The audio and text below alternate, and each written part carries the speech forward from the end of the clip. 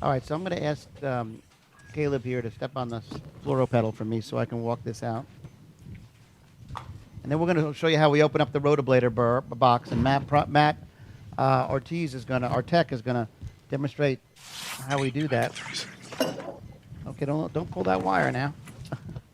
Okay, so let's take the box, and what we like to do is we like to put it upside down on the table. All right, so let's get the rotoblader box. Now the cameras come over here. And Paula is going to open it up. You lay it on the table. Let's open it up first. Don't do anything.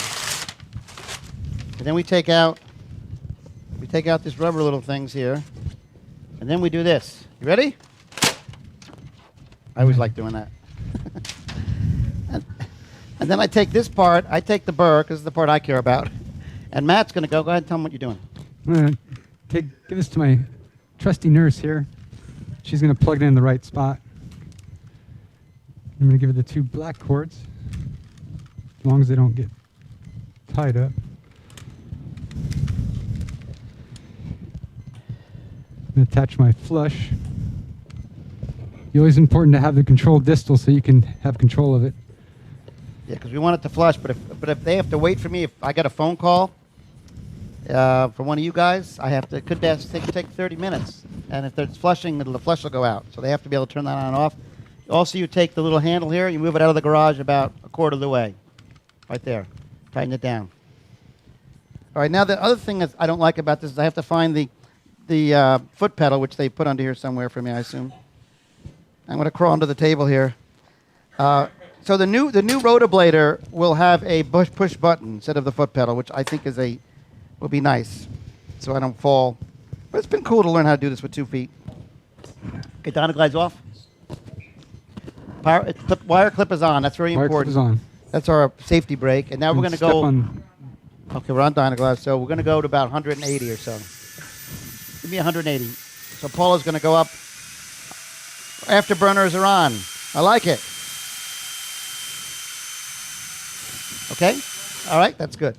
So I also check and see that there is flush coming out of the burr. You can't see it because of the camera angle, but I'm checking, and there's nice drips of flush here. What I put in my bag is, we could discuss this. It's worth a discussion. I just put the Rotaflush, the egg yolk, egg white. I do not put, I no longer put the nitro calcium channel blocker in and heparin in. And the reason is, you always get hypotension after a few runs. And it turns out if you don't put the calcium channel blocker in and the nitro in, you don't get that. And apparently, I've asked Boston, apparently about half the country still uses the old nitro, verapamil, and about half of it doesn't. So I don't know what you guys think about that, if there's a position paper on it. Okay, we're going to put this in. I'm a pure Rotoglide guy. I don't add anything. What do you guys do? No. Well, you should know that if you have some older people, I mean, that was initially we had problems with no reflow. We had a lot of problems. You're going to have to hold that wire. You almost have to pull me in a little bit. So the way this works, and I'm working with a first-year fellow who has a reasonable amount of experience, but not a ton of experience on the back end. It needs to be straighter, but you can't pull the wire. There's a lot of nuances to this part of the procedure, because remember, the wire is really an axle, and the tolerance is, okay, stop. If he says stop, I stop. He's choking up on the wire. Now, see that wire? See, that's going out because he's not pulling it. And I can tell you guys, I'm going to stop. I'm going to put it down. I'm going to do this myself because I can feel it. You can burr around the bend, but right now it's going around the bends, probably in the arch. And I want to just make sure I don't lose anything. So I'm doing it myself. Do you see my hands? That's all. That allows me to make sure that this is not going to come out. And also, all these wires have to come with you. If they don't come with you, you'll feel resistance and you'll think it's a lesion, but it's not. Anybody think this lesion's too angulated? It's going to cause perforation? No. Okay, either do I. It's angulated, but I don't think it's not going to cause a perforation. So now I think you just have to pay attention and Who in this and room watch. would avoid this? So as I come Because around of the the bend in angle. the guide, this is the key part here. You really, sometimes it's just easier just to wait a little bit, let the heartbeat beat it through, or even buzz a little bit, because you often have trouble getting it around because it gets kind of tight there. But in this case, it did pretty well. Now we're going into the vessel. Yep. So what size, is that a 1.5? It's a 1.5.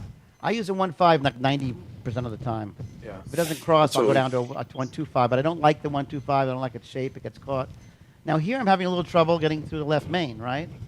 So I'd like not to burr in the left main if I can avoid it, but I may not be able to avoid it. And let's see. So I'm going to pull back on the wire a little bit, but I don't want to lose the wire. There we go. Now it went through. There you go. That's very typical, you know. And that's probably a good place for it. We'll give it a try. Now let's cine this. You ready? I like to cine with contrast. It's a vasodilator. Okay, that shows us that the burr is in place, and we'll see what happens.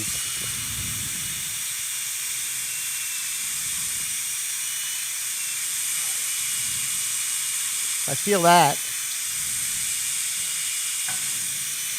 Heart rate is okay. Wow, that's something.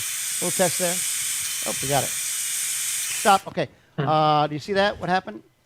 That's really interesting. Let's. So something happened that was it reminds me of a really before. Let me just take it back. Just make sure there's no perfs. Test there. I think it's okay.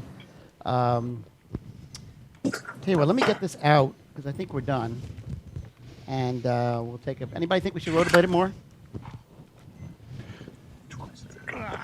6 French. You can't do much more than this. That's all I can do.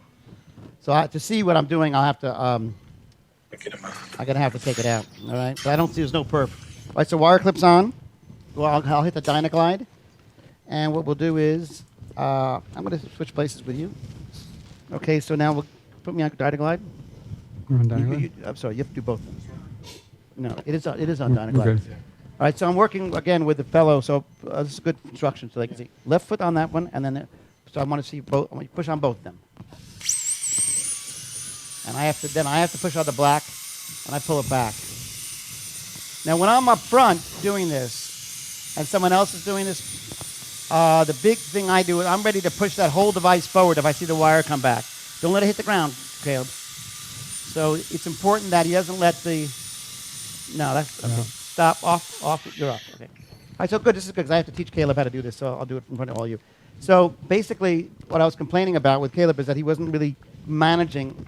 When this comes out, you don't want it to hit the blue towel. the blue towel because it'll get everything all wrapped up in it.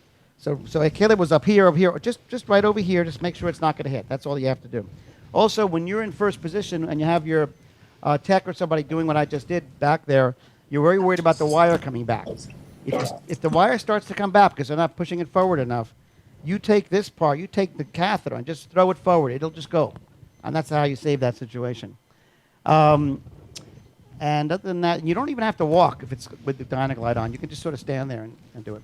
Because there's no resistance. Take the wire clip off, which you've done. All right, now, let's take a picture and make a decision about what we're going to do next. Okay. That's there. Bubble. Okay. So I think I saw a slow flow. Let's see. Yeah, the flow sucks in there, doesn't it? Okay, so give me some verapamil.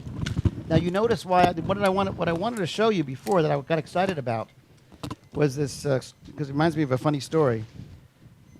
We're going to give verapamil here. We're going to give 300 of verapamil. If you look at the run, while this is percolating, maybe it's worth looking at the run. Let's see if this is it. So here we go. We're burring. Everybody's happy. No problems. And then watch what happens here. Right around. I finally get through. Right around here, it pops through. There you go. Everything's good. Now look at that. You see something funny there? Here, did you notice? Because my fellow was doing this. One of my fellows a couple of years ago, and he just kept burring. I got to get this back a little ways. So, but the heart stopped there. Did you notice that? See, there's no heart beating there. I'll go down even further, and that's something you should have like an inner metronome with the patient's heartbeat when you're doing this. And if it stops beating, stop rotablating. Okay. Okay. So I mean, we don't have a pacemaker. This isn't the right kind. So I'll run this for you again. Hopefully it'll run. So watch. Everything's going fine. We got through. And now look. There's no beat. And that's why I stopped. Got it out of there. All right, I just want to make that point. It's really important. All right, so let's take a picture again. This is the wrap mill has had time to work. Much better. Okay.